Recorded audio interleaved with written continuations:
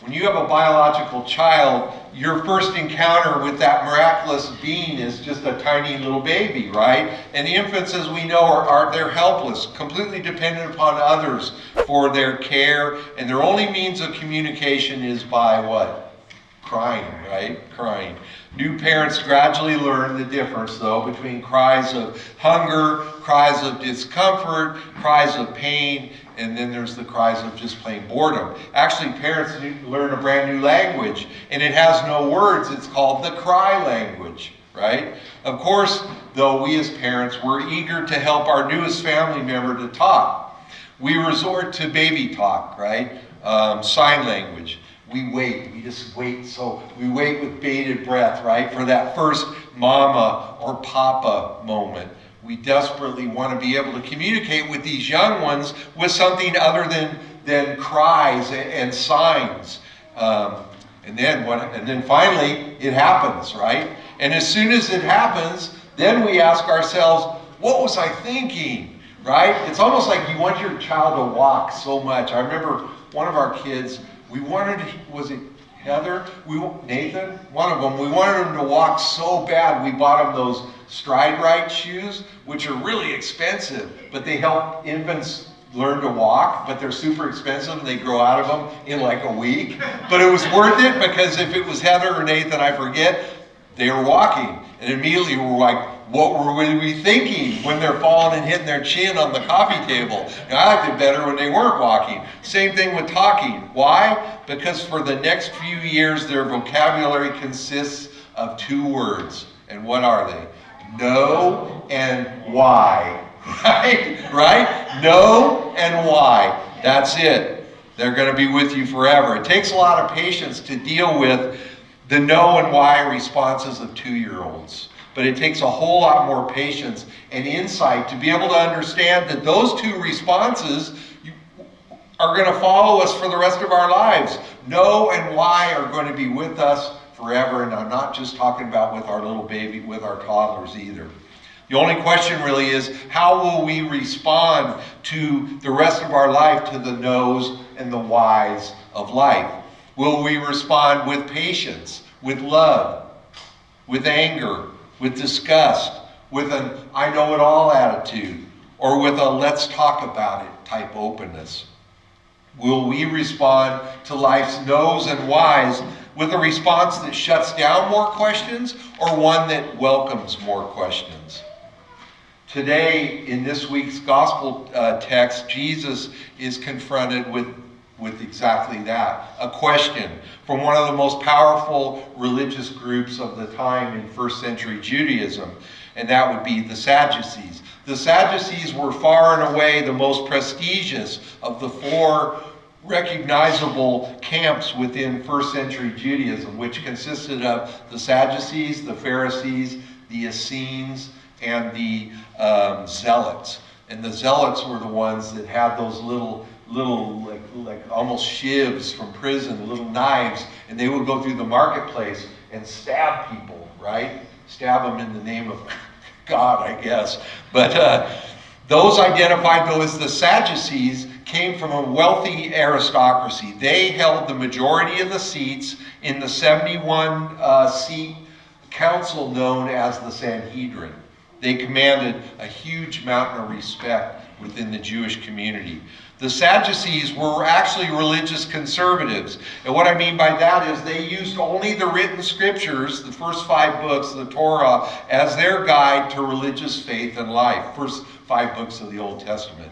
Their most vocal and popular adversaries were the Pharisees.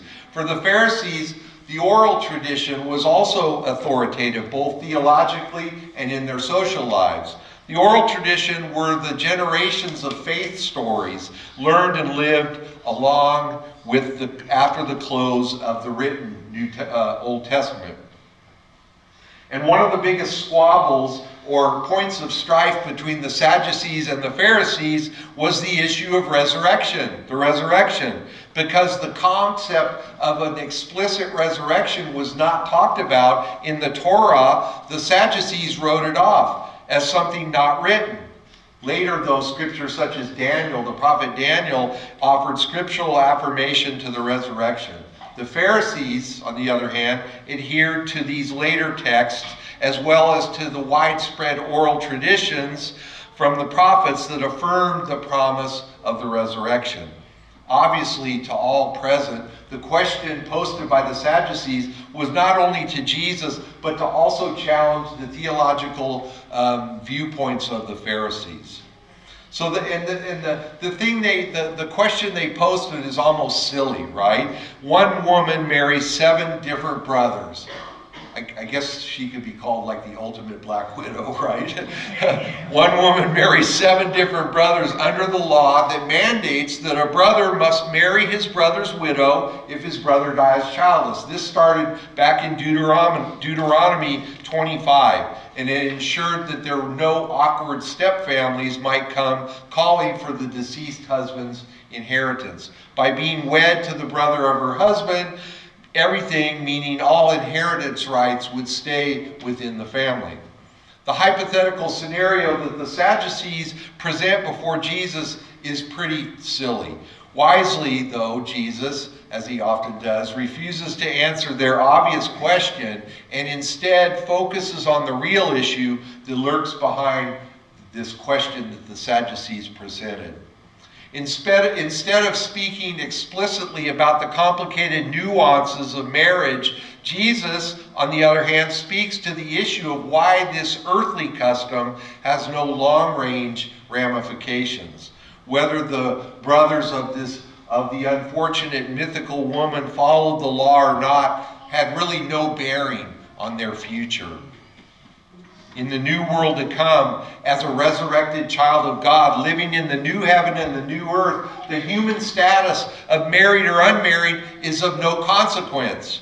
All those who are graciously gifted to become children of the resurrection have no lasting investment in earthly categories and controversies. Instead, Jesus kind of probed a little deeper, heard the deep angst and energy behind the Sadducees' question. The question of basically the question was, what happens to us after death? Even though they framed it in this silly question, the real question was, what happens to us after death? And isn't that the biggest question on earth to all of us, right? What happens to us after death? And Jesus stood, obviously, solidly alongside the viewpoint of the Pharisees, affirming the promise of a resurrection life. Sometimes the church, I think, like the Sadducees, is asking a lot of questions that are not really pertinent, getting caught up in just kind of outside stuff. Some people ask questions just to ask questions. Other people ask questions to prove a point that they think they know better. Some people ask questions because they hope that a non-answer will let doubt fester and grow. There's nothing wrong with asking questions. In fact, Jesus liked to ask questions. And here's 7 things that Jesus actually teaches us about questions. First of all, Jesus was, without a doubt, the master questioner in history. If you want somebody, a mentor, on how to ask good questions, Jesus is that person. Secondly, sometimes in life, the words aren't there for the questions. When the words aren't there for questions, we can't find the words to even ask the question that's deep in our soul. We then look to the cross and we're silent. When the words aren't there for the question to be asked, we have to trust the silence, which is sometimes difficult. I mean, even me as a pastor, I'm a pretty new pastor, actually, and I'm learning.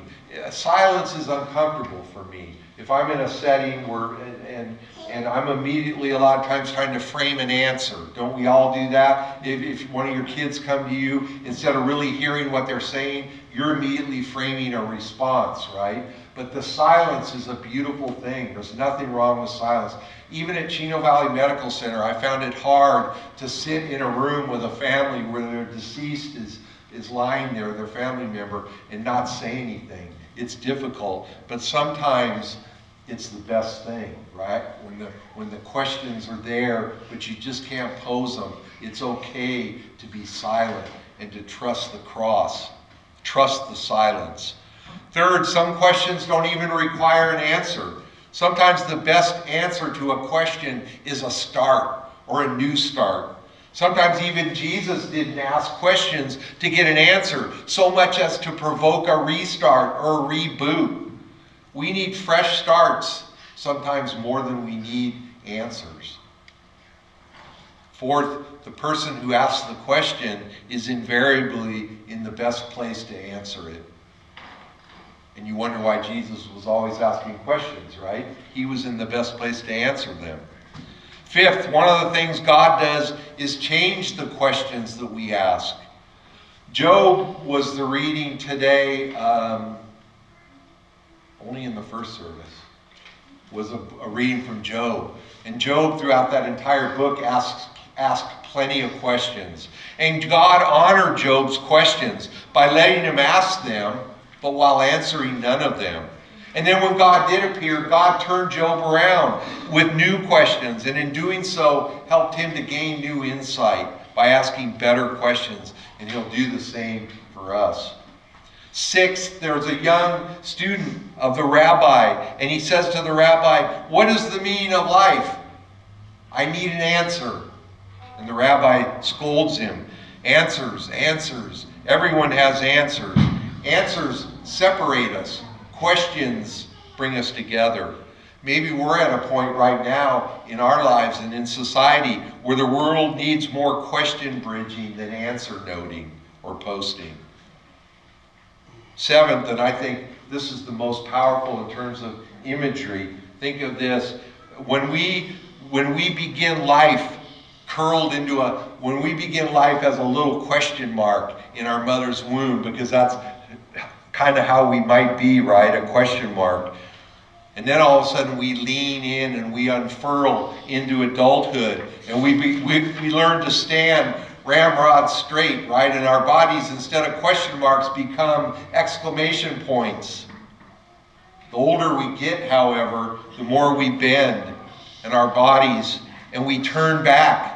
Just like Janine was saying, our bodies turn back to the way they began, curled and bent and childlike, right?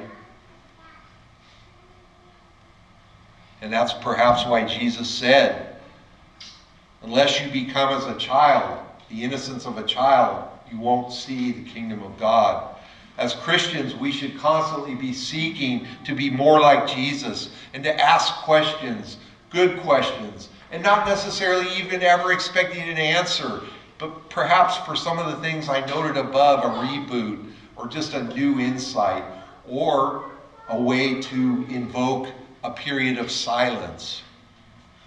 But it's hard, right? When we ask a question, normally we expect an answer, right? But I want to get us thinking about maybe we don't have to have an answer. Maybe the question is the answer, right? As Christians, we should constantly strive to be more like Jesus and ask those questions about our faith and our lives and what will happen after death. And we ask those questions with the innocence of a small child, and that's okay. It really is. So go ask some questions this week. And when people answer you with a why or a no, just smile. God bless your week, and see you next Sunday. Amen.